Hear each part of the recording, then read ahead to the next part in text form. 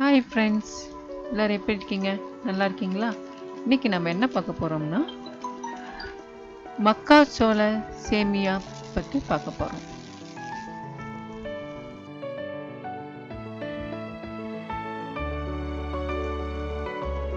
மக்காச்சோள சேமியாவுக்கு என்னென்ன தேவையான பொருட்கள் பற்றி பார்க்கலாமா?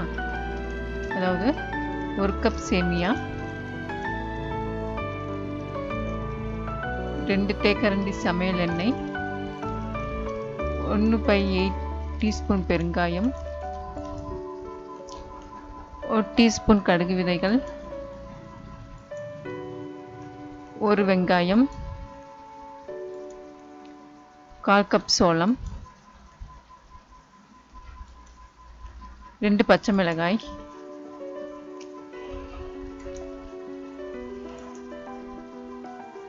1 குடமிளகாய்,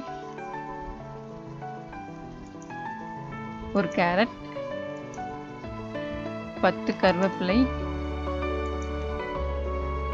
1/4 கப் பச்சை பட்டாணி, 1/2 டீஸ்பூன் உப்பு, 2 கப் தண்ணீர், 1/4 டீஸ்பூன் சிவப்பு மிளகாய்த்தூள், 1/4 டீஸ்பூன் மஞ்சத்தூள், 1 டீஸ்பூன் சர்க்கரை, 2 டீஸ்பூன் எலுமிச்சைச்சாறு. எப்படி செய்யலாம்னு பற்றி பார்க்கலாமா? அதாவது வெங்காயம் தோல் உரித்து கழுவி நறுக்கணும். அதுக்கப்புறம் பச்சை மிளகாய், கேரட், குடமிளகாய், பச்சை பட்டாணிலாம் அதெல்லாம் கழுவி நறுக்கி கொள்ளணும். அடுத்தது ஒரு கடாயில் சேமியாவை போட்டு எண்ணெய் இல்லாமல் வறுத்துக்கொள்ளணும். இன்னொரு பாத்திரத்தில் சோளத்தை தண்ணீர் விட்டு கொதிக்க விடணும். அதுக்கப்புறம் இந்த தண்ணியை வடிச்சிடணும்.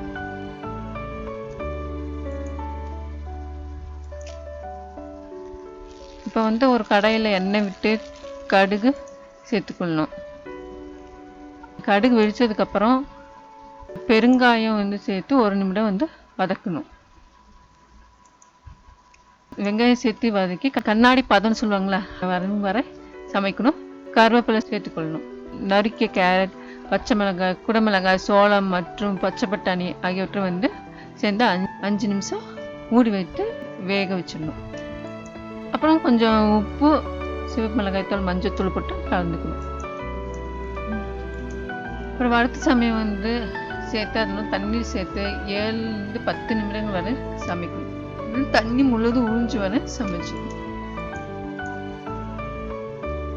அப்புறம் சர்க்கரை, எலுமிச்சை சாறில் சேர்த்து கலந்துக்கணும். அதாவது இதில் கொஞ்சம் கொத்தமல்லி தூவி வெங்காயம் இல்லை வேர்க்கடலை இல்லை தேங்காய் சட்னியோட பரிமாறணும். இதை குழந்தைகளுக்கு கொடுங்க, குழந்தைகள் இதை விரும்பி சாப்பிடுவாங்க. அடுத்தது நம்ம என்ன பார்க்குறோமோ ஹாட் டிப்ஸ். வேர்க்கடலுடைய சத்துக்கள் பற்றி பார்ப்போம். வேர்க்கடலில் புரதம் அதிகமாக இருக்குது. இது இறைச்சி, முட்டையில் இருப்பதை விட, அதாவது சிக்கன், மட்டன்லாம் இருக்குல்ல, அதில் இருக்கிறத விட இதில் புரோட்டீன் சத்து சத்து அதிகமாக இருக்குது. அப்புறம் இதில் இரும்பு சத்து, பொட்டாசியம், மெக்னீசியம், கால்சியம் போன்ற சத்துலாம் இருக்குது.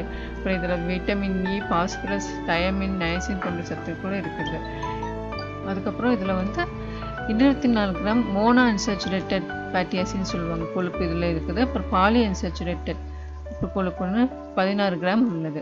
ஏன்னா இது மோனோ அன்சாச்சுரேட்டட், பாலி அன்சாச்சுரேட்டட் இந்த கொழுப்புலாம் என்னென்னா நல்ல கொழுப்புன்னு சொல்லுவாங்க. இந்த இது நம்ம உடலுக்கு ரொம்ப நல்லது.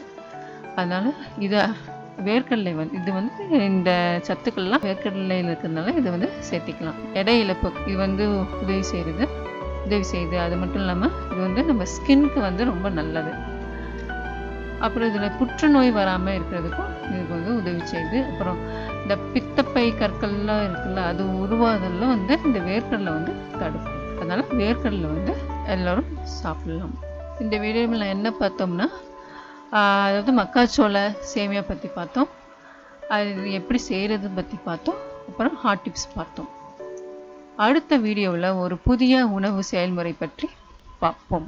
This video is sponsored by BuyMoot e-shopping app. இது புதுசாக லான்ச் ஆகிருக்கிற ஒரு வெப்சைட். இதில் புது புது ஆஃபர்ஸ்லாம் கொடுத்துட்ருக்காங்க. நீங்களும் ட்ரை பண்ணி பாருங்கள். இதோட லிங்க் கீழே டிஸ்கிரிப்ஷனில் கொடுத்துருக்குங்க, பார்த்து தெரிஞ்சுக்கோங்க. வீடியோ உங்களுக்கு பிடித்திருந்தால் லைக் பண்ணுங்க, ஷேர் பண்ணுங்க, கமெண்ட் பண்ணுங்க, சப்ஸ்கிரைப் பண்ணுங்க. தேங்க்ஸ் ஃபார் வாட்சிங்.